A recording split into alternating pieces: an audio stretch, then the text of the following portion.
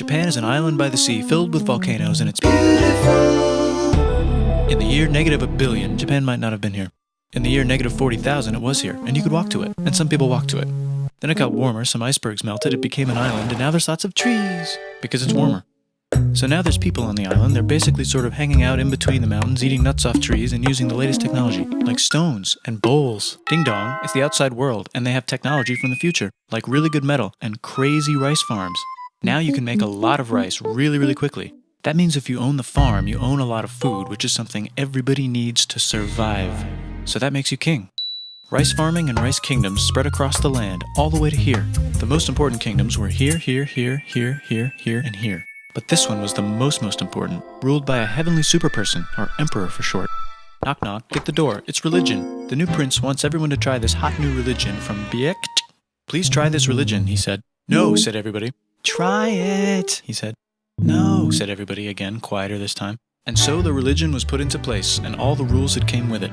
Then the government was taken over by another clique, and they made some reforms, like making the government govern more, and making the government more like China's government, which is a government that governs more. Hi, China, they said. Hi, dip, said China. Can you call us something else other than dip, said Japan. Like what, said China. How about Sunrise Land, said Japan.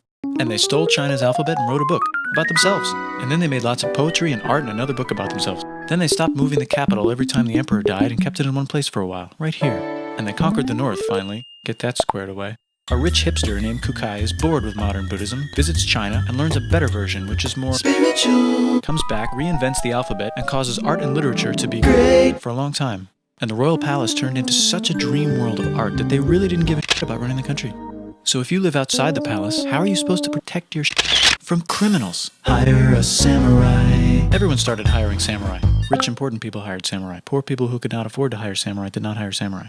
The samurai became organized and powerful, more powerful than the government. So they made their own military government. Here, they let the emperor still be emperor, but the shogun is actually in control.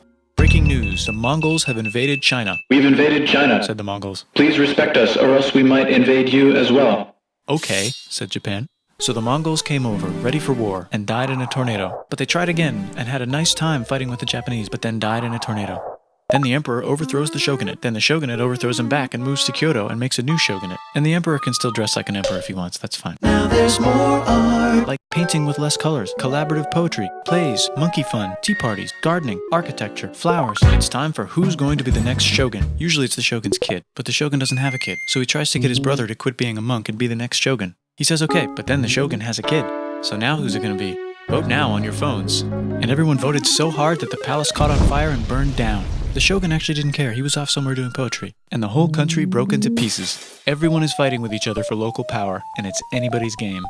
Knock knock, it's Europe. No, they're not here to take over. They just want to sell some like clocks and guns and Jesus. So that's cool, but everyone's still fighting each other for control, now with guns. And wouldn't it be nice to control the capital, which right now is puppets with no one controlling them? This clan is ready to make a run for it, but first they have to trample this smaller clan, which is in the way.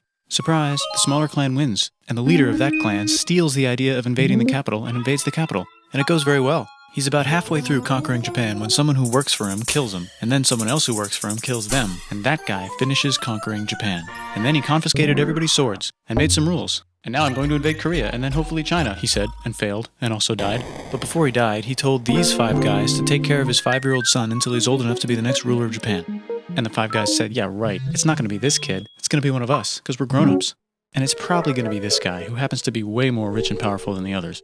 A lot of people support him, but a lot of people support not supporting him. They have a fight, and he wins, and starts a new government, right here. And he still lets the emperor dress like an emperor, and have very nice things. But don't get confused, this is the new government, and they are very strict. So strict they close the country. No one can leave, and no one can come in. Except for the Dutch, if they want to buy and sell, but they have to do it right here. Now that the entire country was not at war with itself, the population increased a lot. Business increased, schools were built, roads were built, everyone learned to read, books were published, there was poetry, plays, sexy times, puppet shows, and Dutch studies. People started to study European science from books they bought from the Dutch. We're talking geography, skeletons, physics, chemistry, astronomy, and maybe even electricity.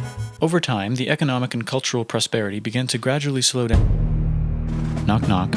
It's the United States, with huge boats, with guns. Gunboats. Open the country. Stop having it be closed, said the United States. There's really nothing they could do, so they signed a contract that lets the United States, Britain, and Russia visit Japan anytime they want. Choshu and Satsuma hated this. That sucks, they said. This sucks. And with almost very little outside help, they overthrew the shogunate and somehow made the emperor again and moved him to Edo, which they renamed Eastern Capital. They made a new government, which was a lot more Western. They made a new constitution that was pretty Western, and a military that was pretty Western. And do you know what else is Western? That's right, it's conquering stuff. So what can we conquer? Korea. They conquer Korea, taking it from its previous owner, China, and then go a little bit further. And Russia rushes in out of nowhere and says, "Stop, no, you can't take that. We were going to build a railroad through here to try to get some warm water." And Russia builds their railroad, supervised by a shit ton of soldiers. And then when the railroad was done, they downgrade it to a f***ing ton. Did I say downgrade? I meant upgrade. And Japan says, "Can you maybe chill?" And Russia says, "How about maybe you chill?" Japan is kind of scared of Russia. You'll never guess who's also kind of scared of Russia.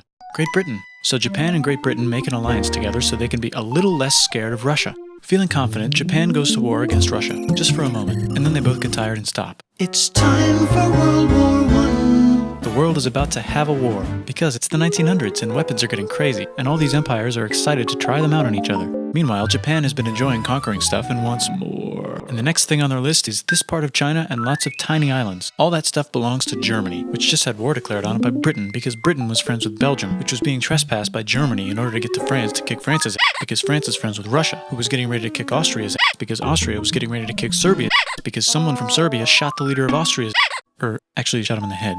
And Britain is currently friends with Japan, so you know what that means. Duh, Japan should take the islands. Which they wanted to do anyway, so they called Britain on the telly to sort of let them know. And then they did it. And they also helped Britain a little here and there with some errands and stuff. Now the war is over, and congratulations, Japan, you technically fought in the war, which means you get to sit at the negotiating table with the big dudes, where they decided who owns what. And yes, Japan gets to keep all that shit they stole from Germany. You also get to join the post-war mega alliance, the League of Nations, whose mission statement is to try not to take over the world.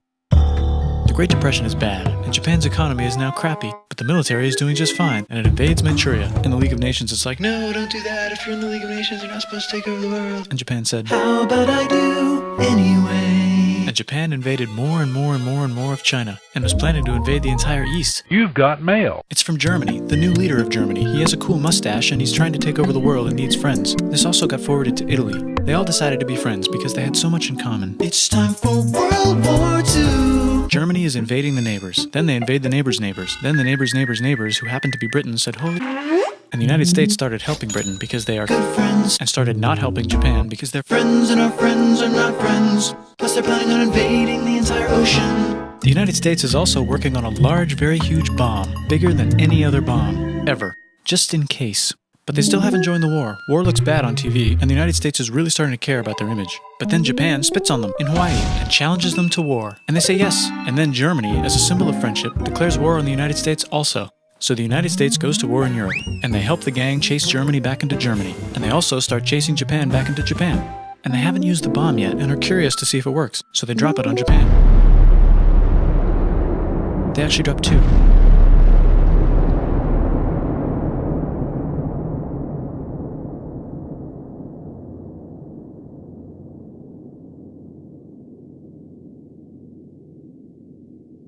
The United States installed a new government, inspired by the United States government, with just the right ingredients for a post-war economic miracle. And Japan starts making TVs, VCRs, automobiles, and camcorders as fast as they can, and also better than everybody else. They get rich, and the economy goes wild, and then the miracle wears off. But everything's still pretty cool, I guess.